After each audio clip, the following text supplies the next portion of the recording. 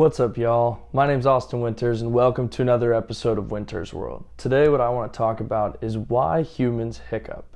It's actually a mammal universal. All of us hiccup, and it comes from deep in our evolutionary past.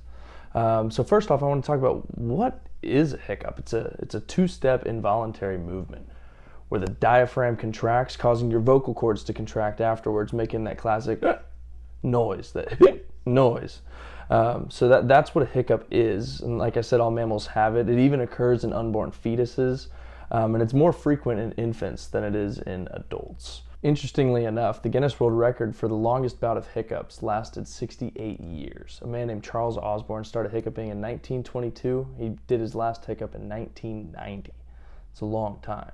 So that's what a hiccup is, but how can we cause hiccuping? Not that that's something you'd want to do, but what are some things that make you hiccup? Well, first would be drinking a carbonated beverage. So I'm sure some of you have had too much soda or beer, and afterwards you started hiccuping. It also can come from too much drinking of alcohol in general. Another thing that can cause it is just when air and gas gets trapped in your stomach. So if you're eating too fast or talking while you eat and swallowing air, that can also make your diaphragm involuntarily contract, suck in that air and close those vocal cords, making that classic hiccup noise. So that's what hiccups are and what caused them. But why evolutionarily do humans hiccup, or mammals in general?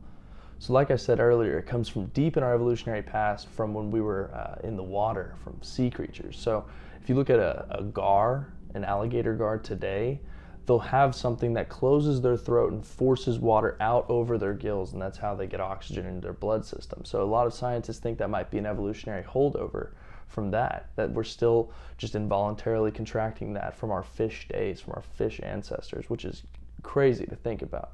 Another theory is along the same lines, but more recent in evolutionary time, would be from our amphibious ancestors. So tadpoles hiccup. Tadpoles becoming frogs, amphibians, they even hiccup. And a part of that is they have to switch between their lungs and their gills. So when they get in the water, the hiccup closes that vocal cord, closes that passage down to their lungs so water doesn't get in. And then they also use their gills to breathe a lot like fish. So that's why we hiccup. It's from our fish and amphibious ancestors. At least that's what evolutionary biologists think. Pretty crazy how long ago that was and how that's still with us today. Thank you.